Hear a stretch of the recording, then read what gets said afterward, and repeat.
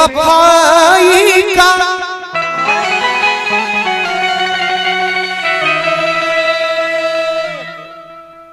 शिकवा करूं तो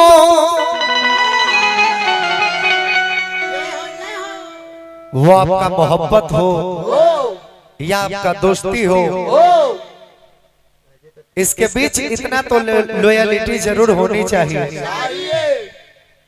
इतना विश्वास भरोसा और ईमानदारी जरूर होनी चाहिए कि आने वाला किसी दिन मिसअंडरस्टैंडिंग की वजह से अगर आपका दोस्त दोस्त ना भी रह जाए, मोहब्बत मोहब्बत ना भी रह जाए, फिर भी उसके ऊपर आपको इतना भरोसा जरूर है कि वो कभी आपके प्राइवेसी के साथ छेड़छाड़ नहीं कर सकता।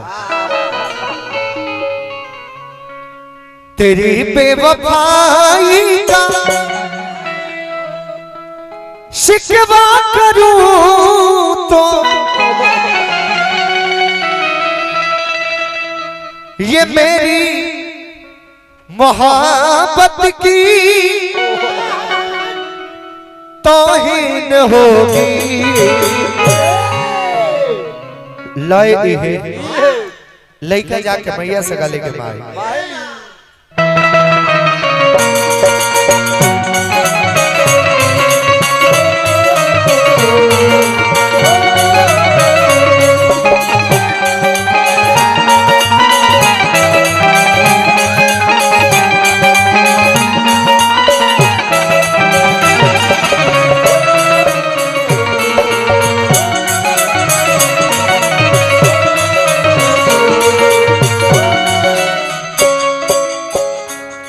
आदरणीय पिंटू सिंह जी सलैया के माध्यम से खड़ा होते हमके 1000 रुपया पुरस्कार देके और हमारा उत्साह मनोबल भरोसा के बढ़ौले बानी। तहे दिल से अभिनंदन। भगवान भोले दानी देवों में देव महादेव आदि देव की कृपा बनल रहे, हमेशा रवा ऊपर छत्र छाया महादेव जी के बनल रहे और मोह के मुस्कान यही तरह बरकरार रहे।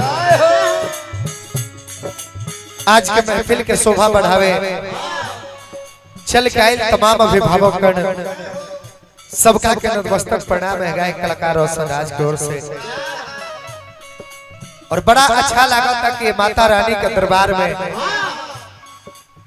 इतना भक्त जन समूह एकत्रित होके और एक कार्यक्रम के शोभा बढ़ावा था नहीं जा। और हमनी से भी पहले बहुत अच्छा कार्यक्रम भइल है, हमारे गाड़ी आके लागल रहल है, तो हम देखत रहनी हा सुनत रहनी हा, काफी मन प्रसन्न भइल है। और एजा के लोग इतना श्रद्धालु बारन, इतना स्वच्छ विचार के एजा के सब लोग बा, ये धरती के नमन बा, एजा के लोग के हृदय से चरण स्पर्श बा। और एक कलाकार के लिए हमें लगता है कि इससे बड़ी कोई दौलत नहीं हो सकती है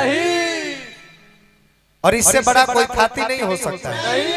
और वो सिर्फ मेरे लिए ही नहीं, वो चाहे भोजपुरी हो या किसी भी अन्य भाषा का गायक हो या किसी फिल्म इंडस्ट्री का नायक या खलनायक हो या किसी पार्टी दल का नेता मंत्री अथवा विधायक हो, इन सबों के पीछे से अगर आप सभी का वोट और सपोर्ट रूपी पावर हटा दिया जाए, हमरा लगा था कि एगो मुख्यमंत्री कभी रोड पर आवत टाइम ना लगे। तो बस ये लोग होके चाहे हमने के बस कुछ करे का प्रयास करे नहीं जा, ये प्रयास मेहनत ये परिश्रम के मीठा फल देवे के काम रवा सब करे नहीं। ए कारण हमरा खातिर सब लोग आदरणीय, सब लोग पूजनीय, सब लोग वंदनीय बा। पुनः एक बार मंच के माध्यम से सबका चरण छू के स्पर्श करके आशीर्वाद देवल चाहब। एक जोरदार ताली बजा के सबके हो आशीर्वाद।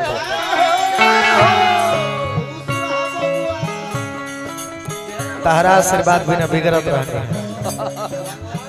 लइका मैया से कले के माई हे लाला नवा के राखलो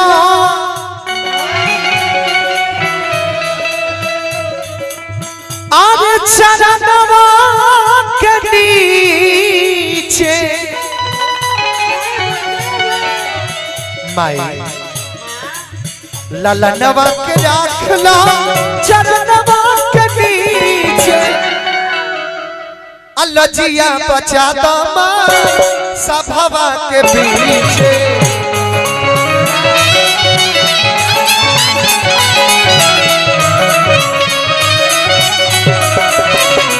ओहो ललनवा के राखला चरणवा के नीचे लजिया बचा दमाई सभवा के पीछे। जय हो भैया। दुनिया के डार भैया ओहो भैरो भैया झुलुहा झुलावे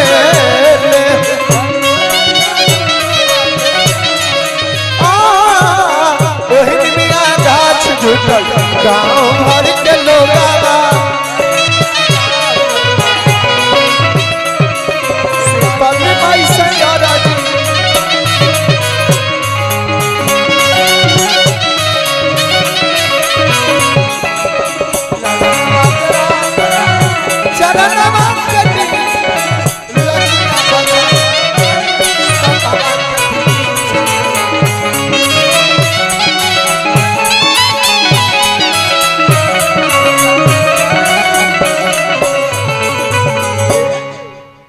देखिए भक्ति